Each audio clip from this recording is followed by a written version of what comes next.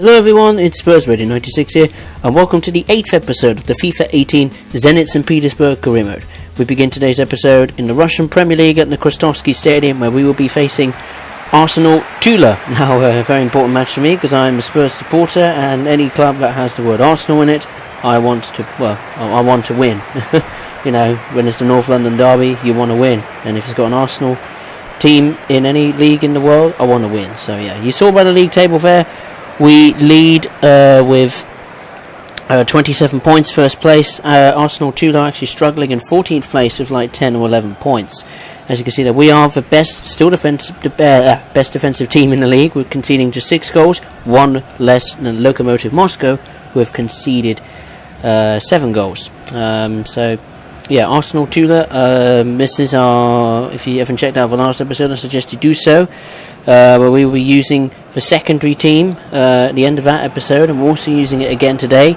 The last episode, we managed to get a 2-2 draw away against FC Krasnodar, and also we had a Europa League tie as well, and then we won 1-0 right at the death against FC UFA in the secondary team. And yeah, we're going to come on to the first half highlights here. 19 minutes played, and they're going to have a chance here. Mazansky, what a strike! And that was not very, very far away, and he knows that is a golden opportunity to put Arsenal Tula into the lead here. Magnificent strike, inches away from hitting the crossbar. Well, hitting the crossbar / post at least. We come on to the 43rd minute. This is one of the first chances we've had in the first half. Polas with the strike. Oh, I thought he was going to strike it. He didn't. He passed it, and it didn't go well. He gave it to Pletnev. He's under attack from Mangana. He gives it to Ozdev, and now he's giving it towards Pravenka and Pavinchenko, whatever his name is, Pravenko, and he just drags it wide, and it's still 0-0. I mean, very disappointed at that particular stage, and it's going to be half time really. Not much to say really. Both teams very close to choose between the two teams in terms of performance. Mostly was basically back and forth in the midfield really. We were intercepting each other in the midfield, back and forth, and both defences are really good actually. But it is 0-0 at half time. Second half we tried to step it up a gear, put it into an attacking, trying to get the players to be more attacking, be more of an attacking threat. Give it to Pletnev, Hazan with the header, and that's a fantastic save from the goalkeeper there. We come on to the 64th minute. We're beginning to throw everything at them now. Ekron on towards Ozdev. Ozdev with a cross towards Hassan again, and that's another good save from their keeper. And it's pretty much that header was identical to the first one really. The move, the execution, the lot. Great header. He managed to just about swing his head round one of the defenders who looked to head it away. It was a good save from the keeper, and that's 2 golden opportunities gone for Hassan to score his first goal in his at home at the Krastovsky Stadium. But we've given it to Pavenka from the goalkeeper. Now Pavenka's given it to Polos, and Polos has given it to Hassan, and he takes a strike, and he does it beautifully. And Ahmed Hassan has scored his first goal at the Krastovsky Stadium. He knocks down the flag in celebration, and his teammates join in as well. And at long last, just past 83 minutes, we take the lead. And we have to give credit to Arsenal Tula. They've defended extremely well in this match, and we've defended pretty well as well. It's been a very even contest, but Ahmed Hassan finally shows a moment of quality where the keeper could not deal with it. Great strike on his right foot into the left corner of the net, bottom left corner of the net, and I'm very happy and relieved Ahmed Hassan, because obviously we brought him in the dying moments of the summer transfer window to bring a better strike force in the secondary team, to create a better strike force, and he's got his, and already Ahmed Hassan is proving the real deal. He's got 2 goals in the Russian league, and we're 1-0 up at that stage. We're on to the 89th minute, 90th minute, and Arsenal Tula going to throw everything at us. Zuba! And fires it wide. Zuba, who of course is on loan from us. He's on loan from Zenit St Petersburg at Arsenal Tula. And he almost broke our hearts there, nearly hitting the crossbar. And they've got another chance here as we bring down, a mistake there from, I don't know who it was, one of our players. And it's forced Arsenal Tula into a last gasp free kick. I think Zuba might take this free kick, I'm not really sure. I don't think it is Zuba, no. It's towards, I don't know, it's Prevemov, whoever his name is, but it doesn't matter. The full-time whistle has gone, and Zenit St Petersburg have managed to get 3 points and another clean sheet. It's been 2 competitive, very close games for the secondary team. It's the second home match in a row when the score has finished 1-0. Both very, very competitive matches compared against very evenly well-matched teams. Arsenal Tula, even though they've got Zuba, who of course is on loan from us and of course played very well in the World Cup recently for Russia, it wasn't enough, and Zenit St Petersburg win against Arsenal Tula by 1-0. We come on to the second episode, the second game of the episode, and this is by far the most the match I'm looking forward to the most in the Europa League so far, as we will be hosting Real Sociedad of Spain. This is the top 2 in our group going head to head. We are top with 6 points. Real Sociedad are second with 4 points. They have got some very good quality, the likes of Anan Januzaj, William Jose, of course. Also some players I used in my Stoke City career mode in the past. And and the players to watch today are Rigoni and of course William Jose, both from South American countries. Both have desires, I'm sure, to score goals, and I'm sure they have that very creative touch to them as well, since they're of course from South America, of Brazil and Argentina. We look at the squad today for our Europa League clash against Real Sociedad. The full first team comes into play, and hopefully we can maybe get a win over Real Sociedad that will no doubt secure our place at the top of the group and gives us and makes us go one step closer to qualifying for the knockout stages. We come on to the 9th minute, and Coquelin has a strike there, and Moreno managed to come off, deflected off their defender. Moreno, you can see, he took the strike, and Moreno lifted his left leg, and the ball hit his knee, and it goes out for a corner, and he's happy with his defensive duties so far. And Kuzev is going to take the corner, approaching 10 minutes played. And I think we're going to do it now. There we go. Corner is taken for Kuzev. And then it can knock off Druzy. What a save that is from Rulli. What a strike that is from Druzy. Of course, Druzy's struggling for goals at the moment. He has, in particularly the Russian league, he's been struggling. But it was a very good effort. And Rulli with a good save. He has scored. He scored in the first game of the Europa League against Rosenborg BK, and that's a good save from Lonav, as William Jose was facing up to maybe to take a shot. It was 1-on-1. Good save from Lunev. I thought he was going to go just above over his head, chip it above over his head, but he manages to prevent that with a good save. On to the 42nd minute now. Rigoni's on the attack with his pace and his power. He's given it to Coquelin, and then he's found it in towards Shatov. Good save from Rulli again. And both keepers having a really good day so far in between the sticks, making some good saves for their team. We're coming to the 45th minute. Well, Lorente has given away a penalty to Zenit St Petersburg. It is I don't know how many times we've had a penalty this season, but I've never had a career mode with this many penalties given to us because of handball. I've lost count really. I think it's 4 times at least. It's the first time we've got it in Europa League, I think. Or maybe, I think it was it might have been the second time, because we had a penalty against Rosenborg BK that Coquelin converted. It's Witzel's turn to convert one, and he does. The keeper went the right way, he really did, but it was not enough. And Alex Witzel does a roly-poly and celebrates with the fans.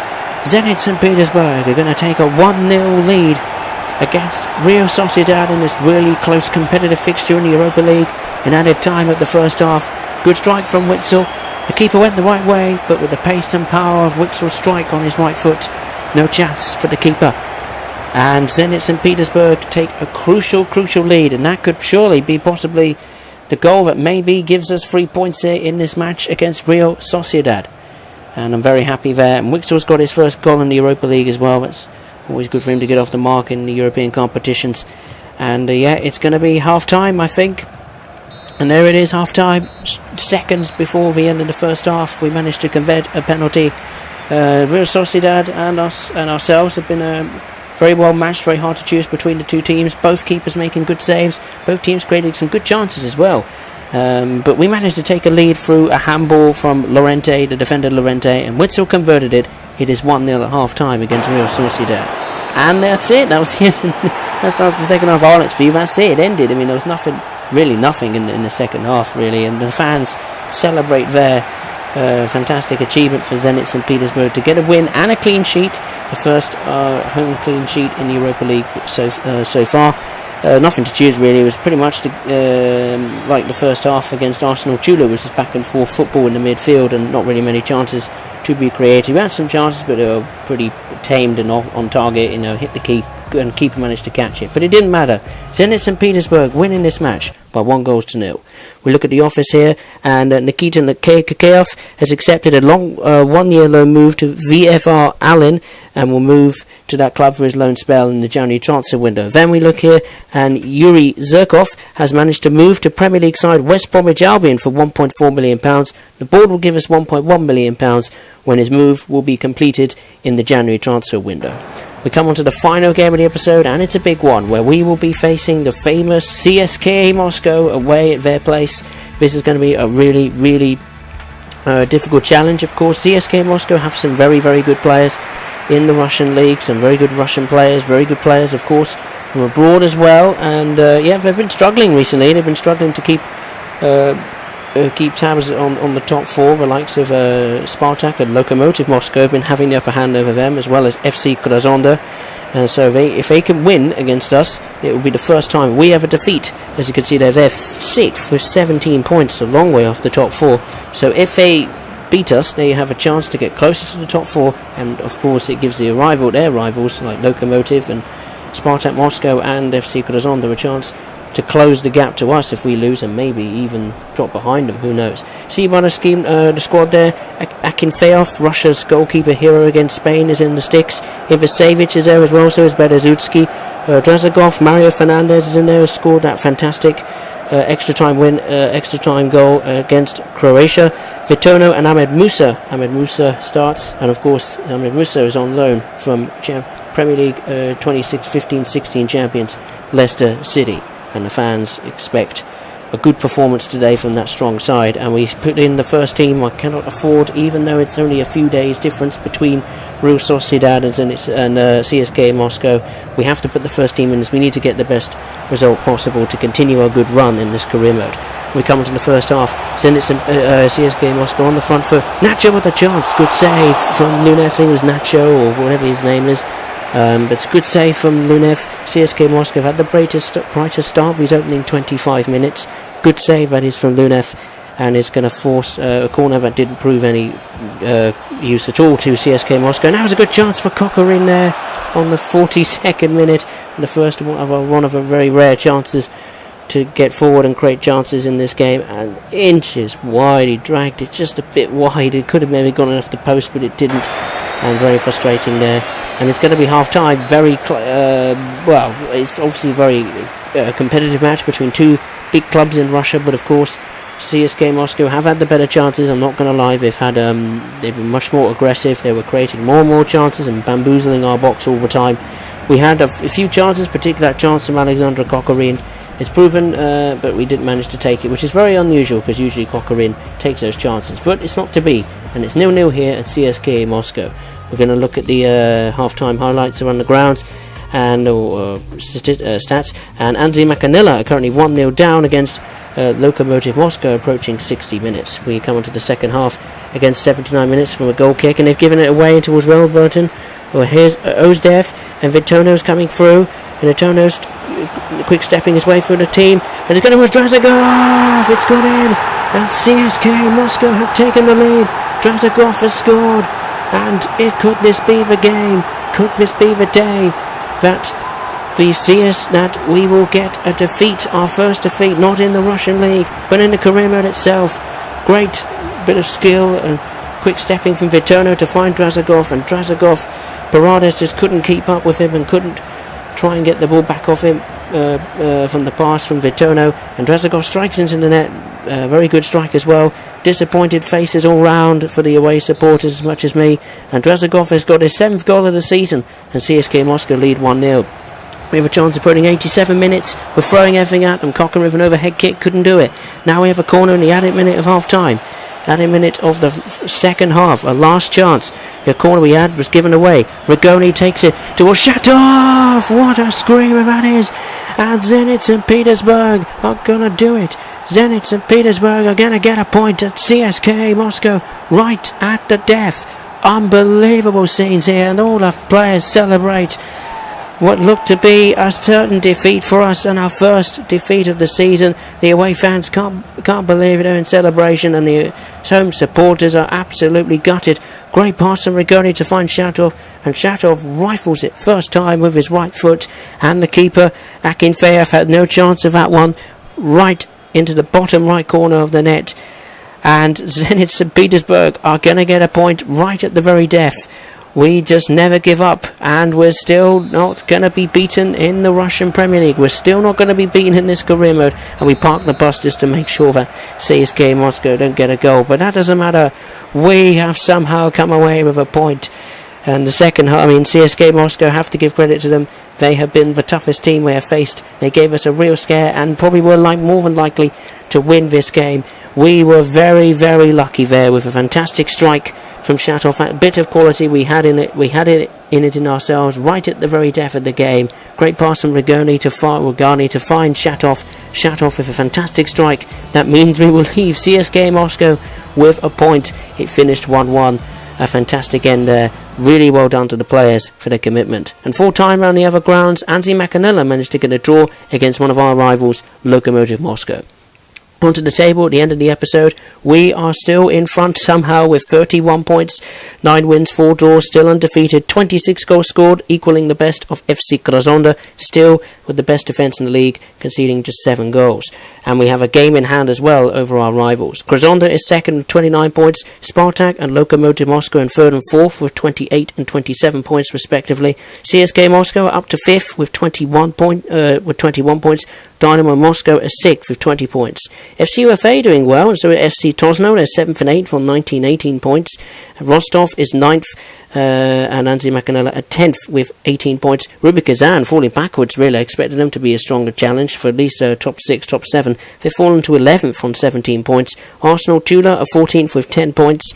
SKA Khabarovsky are 14th, they're tootling along with 9 points. And Amkar Perm still can't win a game.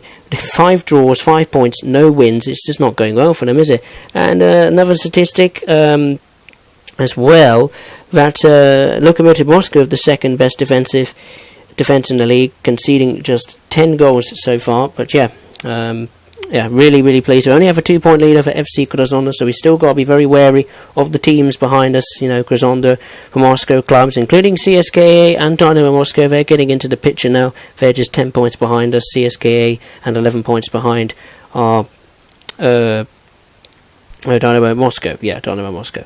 Let's take a look at the Europa League table for Group L, where we are top with 9 points, 3 straight wins, 7 goals scored, 1 conceded. Real Sociedad are second with 4 points. Rosenborg BK beat SCA Altak, and they are third with 3 points. SCA Altak are Donstedt last with just 1 point. We come on to the preview for the next episode, which is episode 9, and what a game to kick it off. We'll be hosting Lokomotiv Moscow, who are another rival in the title race for the Russian Premier League. Also in real life, they won the Russian Premier League, so it's going to be an interesting and very difficult match indeed. Then, our second game of the episode, we resume our Europa League action away at the Norwegian champions, Rosenborg BK. And then, to end the episode, we will be away at Rubin Kazan, who I believe are a top team in the league, but have been struggling of late. So hopefully we can get a good result while they're in a struggling form. I just want to say thank you very much for watching. Like and subscribe for the Zenit St Petersburg series in this video, and we'll see you next time.